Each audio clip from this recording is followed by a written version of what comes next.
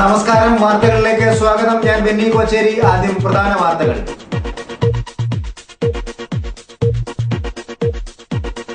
സ്വകാര്യ ബസ് സമരം യാത്രക്കാരെ വലച്ചു. കാട്ടാമ്പാക്ക് സെന്റ് മേരീസ് പള്ളി സിൽവർ ജൂബിലിക്ക് തിരിതെളിഞ്ഞു. സർക്കാർ ജീവനക്കാർ ചൊവ്വാഴ്ച മുതൽ പണിമുടക്കിലേക്ക്. കുറിച്ചിത്താനം സ്കൂളിൽ വിളവെടുപ്പ് ഉത്സവം.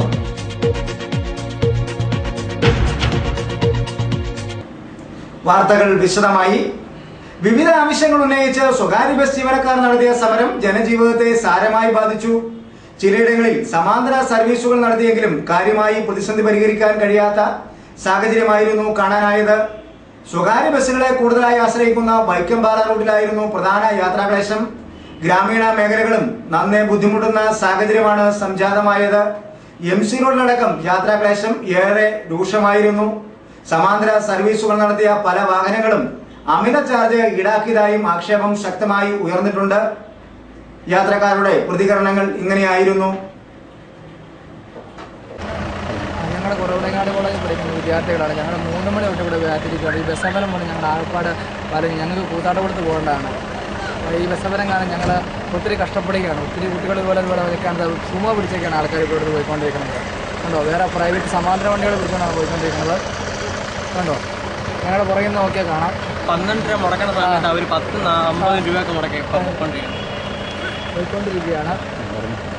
12 രൂപ മുടക്കേണ്ടത് 10-50 രൂപ കൊടുത്ത് ഇപ്പോൾ വണ്ടിക്കൊക്കെ ആൾക്കാർ പോകണം. എന്തോരം ബുദ്ധിമുട്ട് അനുഭവിക്കുന്നറിയാം ഞങ്ങളൊക്കെ.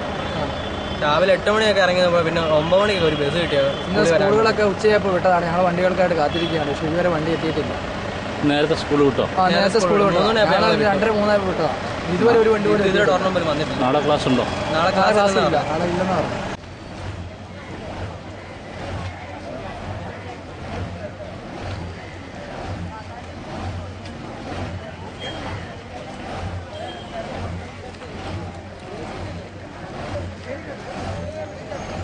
ഓരോ വ്യക്തിയും മിഷണറിമാരാണെന്നും സ്നേഹത്തിന്റെ സന്ദേശം പ്രചരിപ്പിക്കുവാൻ മുഴുവൻ മനുഷ്യരും തയ്യാറാവണമെന്നും പാലാ രൂപത മുൻ അധ്യക്ഷൻ മാർ ജോസഫ് പള്ളിക്കാപ്പറമ്പിൽ കാട്ടാമ്പാക്ക് സെന്റ് മേരീസ് പള്ളി സിൽവർ ജൂബിലി ആഘോഷങ്ങൾ ഉദ്ഘാടനം ചെയ്ത് സന്ദേശം നൽകുകയാണ്. സമൂഹം സ്നേഹത്തിന്റെ വക്താക്കളായി മാറണമെന്ന് മാർ ജോസഫ് പള്ളിക്കാപ്പറമ്പിൽ പറഞ്ഞത്. ജൂബിലി കൃതജ്ഞതയുടെ അവസരമാണ്, നന്ദി പ്രകടനത്തിന്റെ അവസരമാണ്. ദൈവത്തിന് നാം നന്ദി പറയുന്നു. ദൈവത്തിന്റെ പരിപാലനയാണ് നമുക്കിവിടെ അനുഭവപ്പെട്ടത്. 5-6 കിലോമീറ്റർ ദൂരെ പുറവലങ്ങാട് പോയി വിശുദ്ധ കുർബാനയും മറ്റു തിരുക്കളെ സംബന്ധിക്കേണ്ട ഒരു സാഹചര്യമാണ് നമുക്കുണ്ടായിരുന്നത്. എല്ലാം കഴിഞ്ഞവിടെ സുന്ദരമായ ദേവാലയം, ഒരു ദേവാലയത്തിൽ ബന്ധപ്പെട്ട ഒരു ഇടവക ജനങ്ങളെല്ലാം ഒരുമിച്ച് കൂടിയിരിക്കുന്നു. നാം ഈ ജൂബിലി അവസരം പ്രത്യേകം അനുസ്മരിക്കേണ്ട ഒരു കാര്യമുണ്ട്. ഇടവക ഈ ദേവാലയമോ ഈ പരീക്ഷകളോ ഇടവക സെമിത്തേരിയൊന്നുമല്ല. ഒരു ജനവിഭാഗമാണ്, ഒരു കൂട്ടായ്മയാണ്, സ്നേഹത്തിൻ്റെ ഒരു കൂട്ടായ്മ. അതാണ് നാം എല്ലാവരും. ഈ ഇടവക അതാണ്, സ്നേഹത്തിൻ്റെ ഒരു കൂട്ടായ്മയാണെന്നുള്ള കാര്യം നാം വിസ്മരിക്കുക, അത് വളർത്തിയെടുക്കുക. അതിനായിട്ടാണ് നമ്മുടെ ദേവാലയം ഇവിടെ സ്ഥാപിതമായത്. ദൈവത്തിൻ്റെ പരിപാലനം ആശ്രയിച്ചുകൊണ്ട് ദൈവത്തോട് വിശ്വസ്തരായി ജീവിച്ച് സ്നേഹത്തിൻ്റെ സാക്ഷ്യം വഹിക്കുവാൻ വിളിക്കപ്പെട്ടവരും അയക്കപ്പെട്ടവരുമാണെന്നുള്ള കാര്യം നാം വിസ്മരിക്കരുത്. കർത്താവിന്റെ ശിഷ്യന്മാരോട് തന്റെ ഉത്ഥാനശേഷം ആദ്യം പറഞ്ഞ വാക്കുകൾ എന്താണ് നമുക്കറിയാം. ഞാൻ എൻ്റെ പിതാവ് എന്നെ അയച്ച പോലെ ഞാൻ നിങ്ങളെ അയക്കുന്നു. അതുപോലെ തന്നെ സ്വർഗാരോഹണ അവസരത്തിൽ തന്നെ ശിഷ്യന്മാരെ ആശീർവദിച്ചുകൊണ്ട് പറഞ്ഞു, നിങ്ങൾ ലോകത്തിന് അതിർത്തി വരെ എനിക്ക് സാക്ഷികളായിരിക്കണമെന്ന്. ഈ ദൗത്യമാണ് തലമുറ കൈമാറി നമ്മുടെ പക്കൽ ഇന്ന് എത്തിച്ചേർന്നിരിക്കുക. കർത്താവിൻ്റെ ജീവിതത്തിന് സാക്ഷ്യം വഹിക്കുവാൻ വിളിക്കപ്പെട്ടവർ, അയക്കപ്പെട്ടവരാണ്. നാം എല്ലാവരും മിഷണറിമാരാണ്, അയക്കപ്പെട്ടവരാണ്. ആരാണ് നമ്മെ അയച്ചത്? കർത്താവ് നമ്മെ അയച്ചത്. എന്താണ് കർത്താവ് നമ്മെ പഠിപ്പിച്ചത്? ഒരു വർഷം നീണ്ടു നിൽക്കുന്ന ആഘോഷ പരിപാടികൾക്കാണ് സെന്റ് മേരീസ് ഇടവകയിൽ തുടക്കം കുറിച്ചിരിക്കുന്നത്. വികാരി ഫാദർ ജോസഫ് പുതിയടത്തിന്റെ നേതൃത്വത്തിലാണ് ഇടവകയുടെ ആഘോഷ പരിപാടികൾ ക്രമീകരിച്ചിരിക്കുന്നത്. ഒരു വർഷം നീണ്ടു നിൽക്കുന്ന ആഘോഷ പരിപാടികളുടെ ഭാഗമായി പൂർവികരെ അനുസ്മരിക്കൽ, ശിശുക്കളുടെ ദിനം, കുട്ടികളുടെ ദിനം, മാതൃദിനം, പിതൃദിനം, യുവജന ദിനം, സംഘടനാ ദിനം, പ്രവാസി ദിനം, ദൈവബലി ദിനം, കൂട്ടായ്മ ദിനം, കൃതജ്ഞതാ ദിനം എന്നിങ്ങനെയാണ് ജൂബിലി വർഷം ക്രമീകരിച്ചിരിക്കുന്നത്.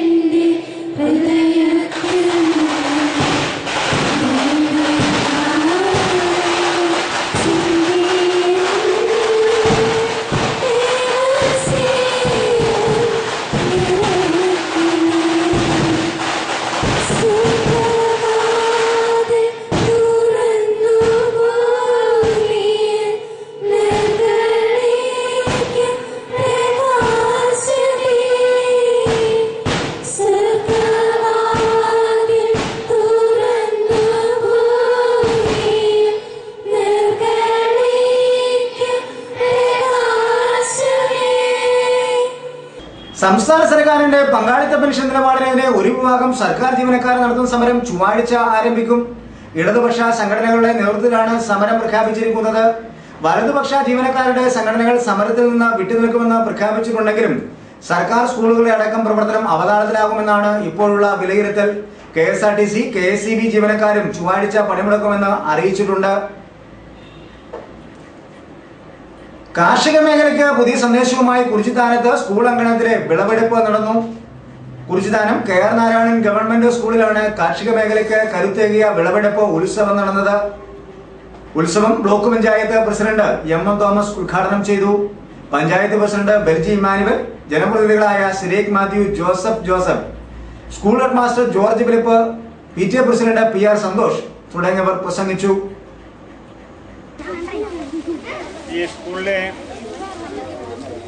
ഹെഡ് മാസ്റ്ററെയും അതിനോട് ബന്ധപ്പെട്ട് പ്രവർത്തിച്ച അധ്യാപകരെയും അതുപോലെ തന്നെ PTA ഭാരവാഹികളെയും ഈ അവസരത്തിൽ അനുമോദിക്കുകയാണ്. നമുക്കറിയാം, നമുക്ക്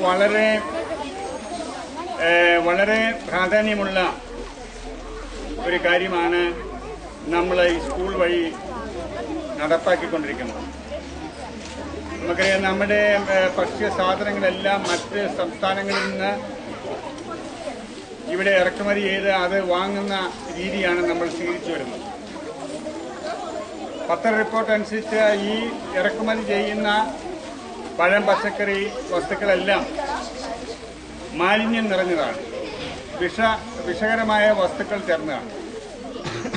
അത് കഴിക്കുന്ന ആളുകളുടെ ആരോഗ്യത്തെയും ആയുസ്സിനെയും സാരമായി ബാധിക്കുന്ന ഒരു കാര്യമാണ് എന്ന് നമുക്കെല്ലാം അറിയാം. അപ്പോൾ അതിനെ ഒരു പ്രതിവിധി എന്ന് പറയുന്നത് നമ്മുടെ ആളുകൾ സ്വയം പ്രേരിതമായി നമ്മൾ വിഷമാലിന്യങ്ങൾ ചേരാത്ത പഴങ്ങളും പച്ചക്കറിയും ഉത്പാദിപ്പിക്കുക എന്നുള്ളതാണ്. അതിന് മാതൃകാപരമായ നേതൃത്വം നൽകേണ്ടത് നമ്മുടെ സ്കൂളുകളാണ്. നമുക്കറിയാം, നമ്മുടെ ഭാരതത്തിന്റെ ഭാവി ക്ലാസ് റൂമിൽ നിന്നാണ് രൂപപ്പെടുന്നത്.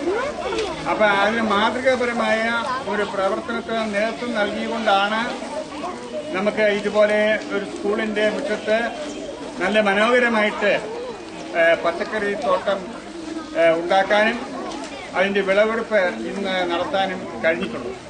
തീർച്ചയായിട്ടും ഈ മഹനീയമായിട്ടുള്ള പ്രവർത്തനത്തിന് നേതൃത്വം നൽകിയ ഇതിന്റെ സ്കൂളിന്റെ ഭാരവാഹികളെ ഒരിക്കൽ കൂടി അനുമോദിച്ചുകൊണ്ട് വരും വർഷങ്ങളിൽ കൂടുതൽ ഇതിലും മെച്ചമായിട്ടുള്ള പ്രവർത്തനങ്ങളിലേക്ക് നീങ്ങട്ടെ എന്ന് ആശംസിക്കുകയും എല്ലാവർക്കും ഒരിക്കൽ കൂടി ഭാവങ്ങളും വിജയങ്ങളും നേർന്നുകൊണ്ട് ഈ വിളവെടുപ്പ് ഉത്സവം ഉദ്ഘാടനം ചെയ്തതായി പ്രഖ്യാപിച്ചുകൊണ്ട് എന്റെ വാക്കുകൾ നിർത്തുന്നു.